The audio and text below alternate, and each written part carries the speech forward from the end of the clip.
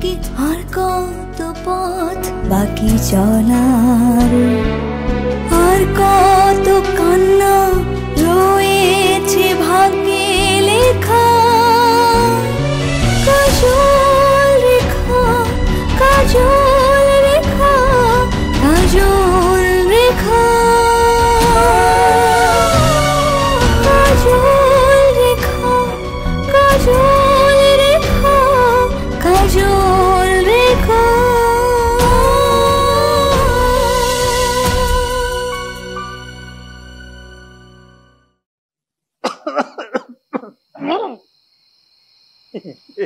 বন্ধু, এভাবেই চলবে নাকি বাদ্য বাজনা কিছু বাজবে? চাহিদার খাতা তো অনেক লম্বা, তোমরা যেভাবে আরম্ভ করছো রাত তো ফুরিয়ে যাবে। হ্যাঁ, আমারও না খিদে পেয়েছে।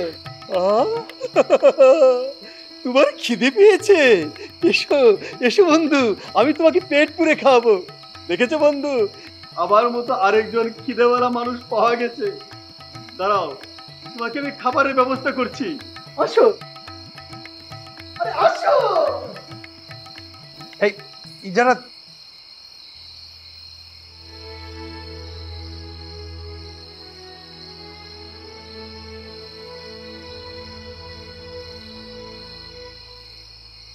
আল্লাহ, আল্লাহ আমাকে শক্তি দাও, শক্তি দাও আল্লাহ।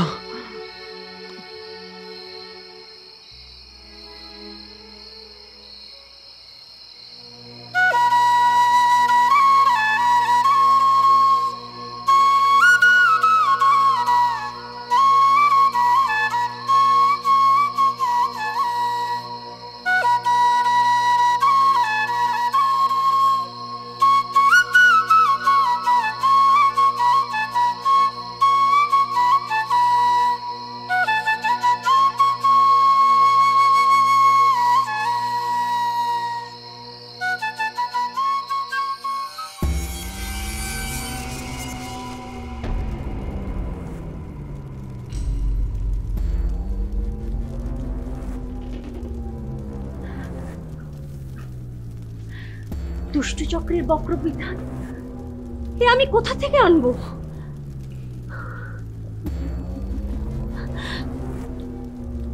প্রথম কথা হলো, আমি এসবের কিছুই জানি না।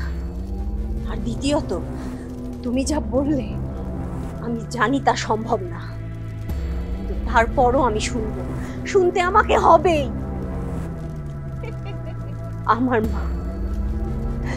আমার মা শামশিরা অন্ধকারের রাজত্ব কায়েম করতে গিয়ে সম্রাট জুলফিকারের অস্ত্রের আঘাতে আহত হয়ে পাথর হওয়ার দিন গুনছে।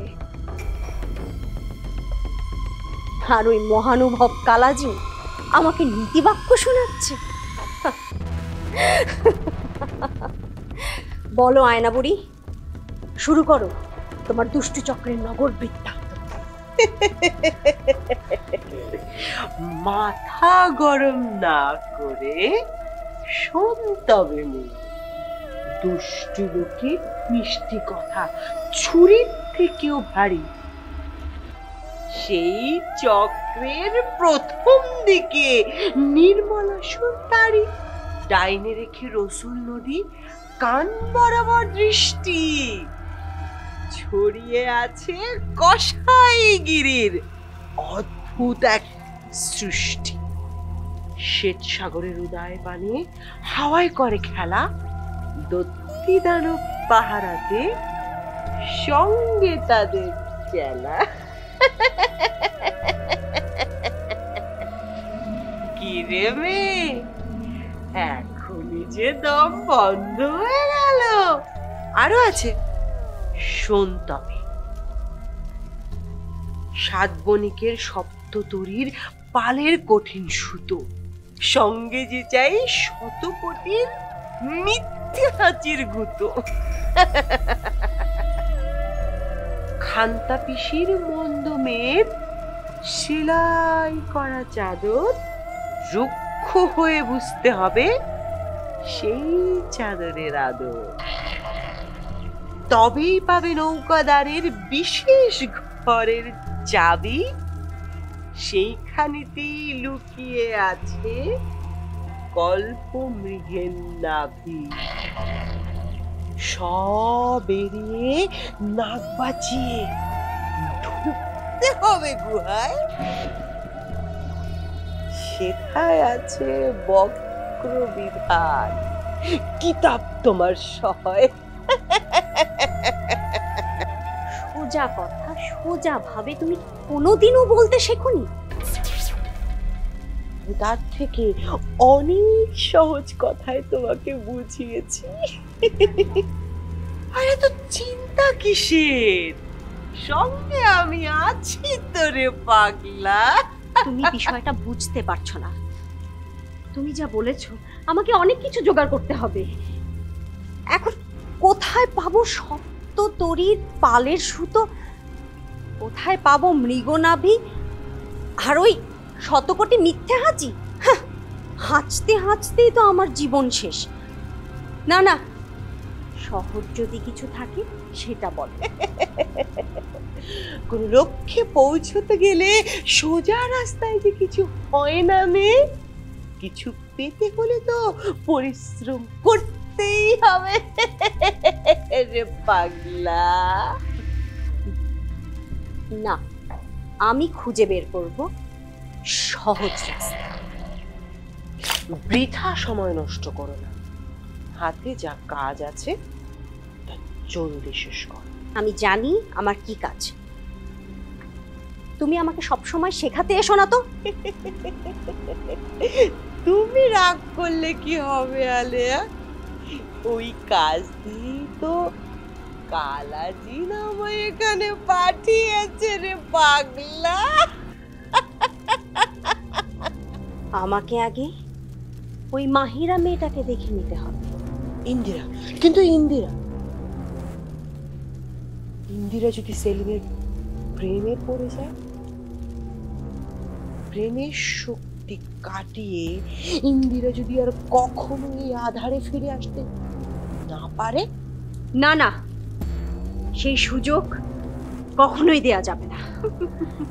কিন্তু আমি যে ইন্দিরার চোখে প্রেম দেখেছি।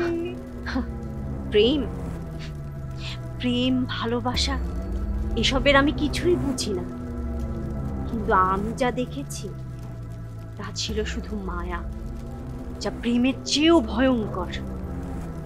মায়ার জগতে শুধু মন্দের বাস, ভালোর সেখানে কোনো স্থান নেই।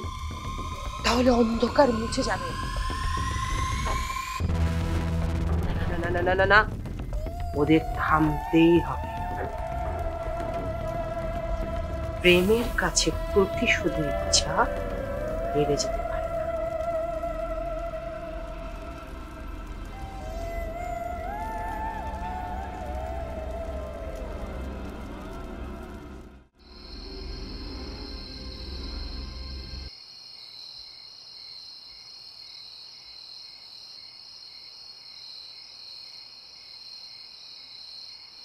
গ্রামের নিরীহ মেয়েদের জোর করে প্রাসাদে নিয়ে গিয়ে যে অন্যায় আমি করেছি, তা আজ বাইরে না বের হলে কিছুতেই জানতে পারতাম না। সুলতান, আপনি একজন পিতা, নিজের মেয়েকে পাওয়ার জন্যই তো আপনি এই কাজটি করেছেন।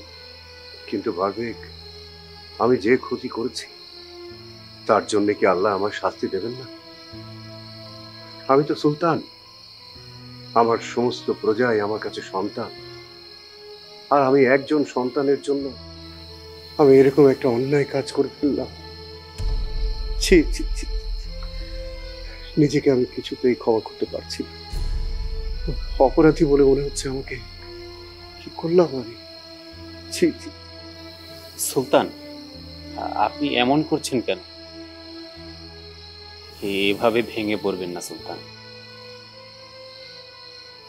আমি যে মরমে মরে যাচ্ছি বারবেক, এখান থেকে আমি মুক্তি কিভাবে পেতে পারি তুমি বলতে পারো? কিছুতেই যে কিছু হচ্ছে না বারবেক, তুমি বলতে পারো কিভাবে আমি আমার মেয়েকে খুঁজে পেতে পারি? আমি যে কিছু বুঝতে পারছি না বারবেক, আমার খুব অস্থির লাগছে। কি করছি আমি কিছু বুঝতে পারছি না। আচ্ছা সুলতান, একটা কথা মনে পড়ল। কি কথা? শামশিরার গুহায় আপনি দুই কন্যাকে আপনার সন্তান বলে মেনে নিয়েছিলেন। পীর মঈনুদ্দিনের কথা অনুযায়ী একজনের নাম হচ্ছে কাজল রেখা, যাকে আপনি খুঁজছেন, কিন্তু আরেকজন ছিল, তার কথা আপনি বলছেন না। আপনি কি ভুলে গেছেন তার কথা? না বারবেক, আমি কিছুই ভুলিনি, কিন্তু কাজল রেখাকে খুঁজে বের করার জন্য আমার কাছে তো সূত্র আছে। ওই মেয়েকে খুঁজে বের করার কোনো আদেশই আমার কাছে নেই। আমাকে ক্ষমা করবেন সুলতান, যাকে একবার কন্যা বলে স্বীকার করে নিয়েছেন, তার জন্য তো বুকে একটা ব্যথা থাকবেই। দৃষ্টির আড়ালে হয়তো অনেক কিছু অস্পষ্ট হয়ে যায়, কিন্তু মন থেকে সেটা কি মুছে ফেলা যায়, নাকি সেটা যুক্তিযুক্ত? না বারবেক, কোন স্মৃতি আমার কাছে অস্পষ্ট করে যায়। এখনো আমি আমার দুই মেয়ের হাত পা, তাদের হাসি, চোখ বুঝলেই আমি দেখতে পাই। তাহলে আমরা চেষ্টা করছি না কেন সুলতান? যাকে খুঁজে পাওয়ার সম্ভাবনা বেশি, আগে তাকে খুঁজে বার করে, তারপর আমার আর এক মেয়েকে খুঁজে বের করার জন্য পীর বাবা মঈনুদ্দিনের কাছে দয়া ভিক্ষা করি। নিশ্চয়ই তিনি আমাদেরকে ফিরিয়ে দেবেন না।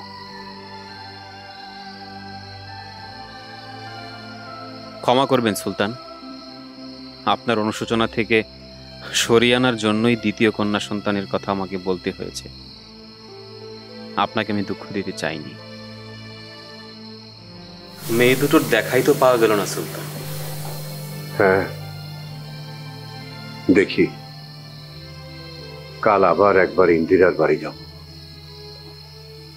আল্লাহ তাআলা আমার জন্য কি আদেশ রেখেছে সেটাই এখন দেখার বিষয়। কারণ তুই নাচিস না।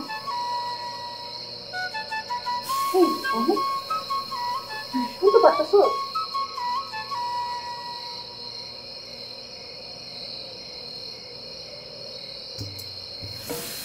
কি সুন্দর বাঁশির আওয়াজ।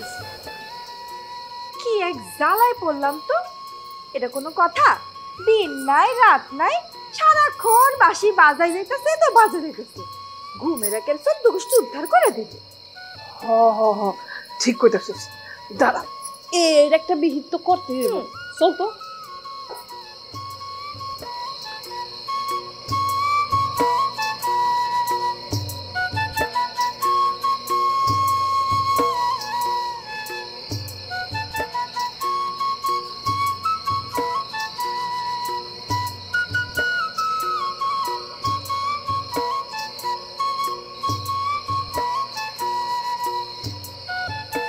বাঁশিয়ালারে কইতে হইব আমিও বাঁশি বাজানো শিখো,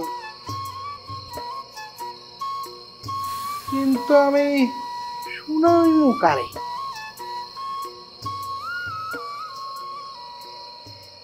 আচ্ছু আচ্ছু না,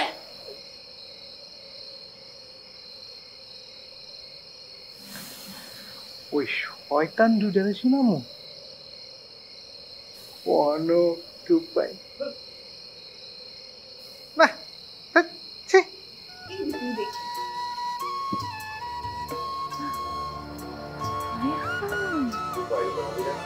আচ্ছা, ওইটা ওই ডাইনি মাহিরা না? হ, তাই তো। হ, লগে বাঁশিওয়ালা। দেখছস কত খারাপ বাঁশিওয়ালা। দিনে ইন্দিরার গান শুনে আর রাইতে মাহিরার বাঁশি শোনাইতেছে। হায় হায়। হ, আচ্ছা চল, এই কথাটা সকালবেলায় ইন্দিরারে জানাইতে হবে। ওই ওই ওই, তার আগে দাঁড়া, এই গান শোনানো বাঁশি শোনানো ছুটাইতেছে অগো প্রেম আমি মাটিতে মিশাই দিই।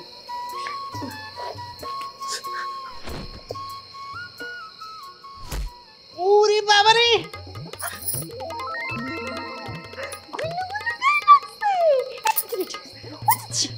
ভালো হয়েছে, মোটকার গায়ে গেলাম।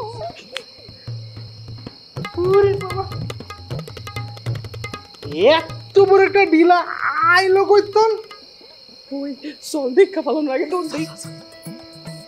মারলো কেডা?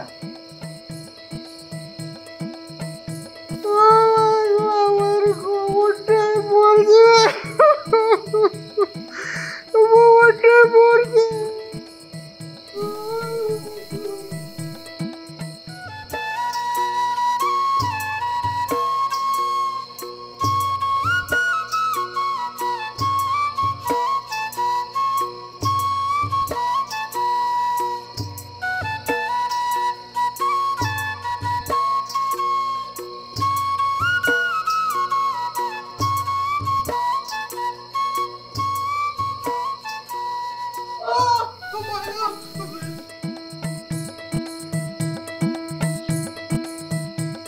কি রে গুলুগুলু, এমনি গগন ভেতি সিক করতে উঠলি কে? বারে আমাকে কে যেন ঢিলা মারলো, আমি ব্যথা পাইলাম, চিৎকার দেবো না। কই দেহি, এই, কই রে, একটা আসরও তো লাগে নাই, সামান্য কয়েকটা ধুলা লাগছে। হ্যাঁ তুই তো এখন এই কথাই কবি, তোর জন্য ইলিশ উৎসবে গেলাম না, এখন কে যেন আমার ঢিলা মারলো, আমি ব্যথা পাইলাম, আর তুই এখন আমার উপরই বকা দিচ্ছিস। যা, এমন ফুলের লাহান শরীর নিয়ে তুমি আইসো আমারে পাহারা দিতে। নিজেরে কয় কিনা আবার বীজ ওইতা। দূর হ, দূর হ, তুই আমার চোখের সামনে থেকে দূর হ, যা চলে যা। হ্যাঁ তুই তো এখন এই কথাই কবি, ওই বাঁশির সুরে যে কি পছন্দ করিস তুই কে জানে, এর থেকে ওই ইলিশ উৎসবে যাওয়াটা কি বুদ্ধিমানের কাজ হইতো না? কোথায় কখন কি করতে হইব এটা এখন আমার তোর থেকে শিখতে হইব। মানে চুপ করে খাড়া থাক, একদম কথা কবি না, চুপ।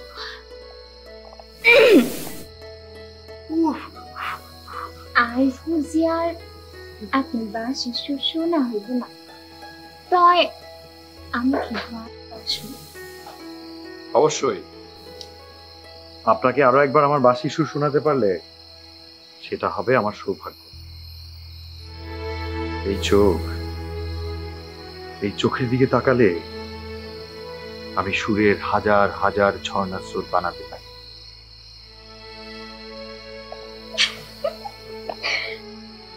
পারেন বটে।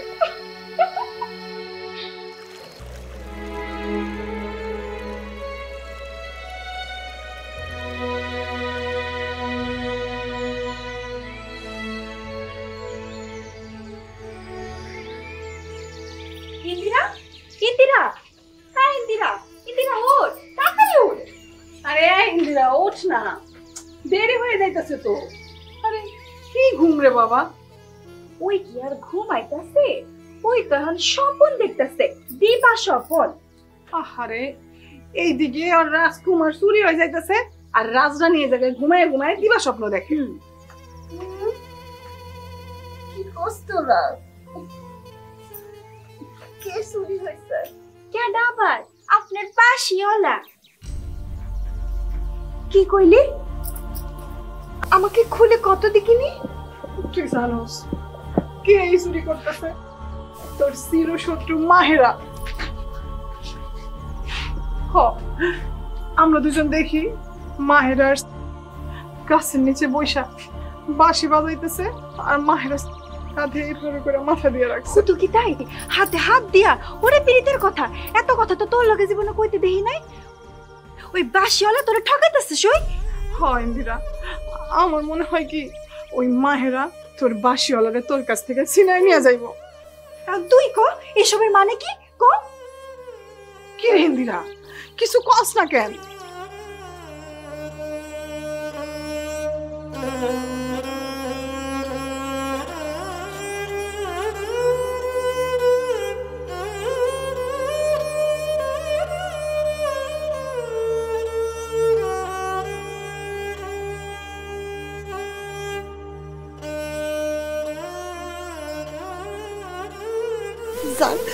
যা ইচ্ছা করব করুক, সেইখানে আমি কি করতে পারো?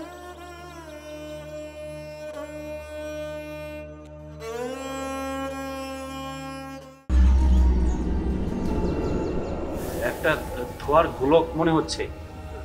অদ্ভুত তো। চল তো দেখি, চল। জানোস বাঁশিওয়ালার বাঁশির সুর যেমন মিঠা, হ্যাঁ কথাও কয় মিঠা মিঠা।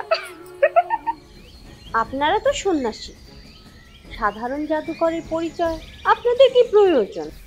ওই বাঁশির সুর যেন আমি ছাড়া আর কেউ না শুনে। যা বাবা, তাহলে তো এখন থেকে আর বাঁশি বাজানোই যাবে না।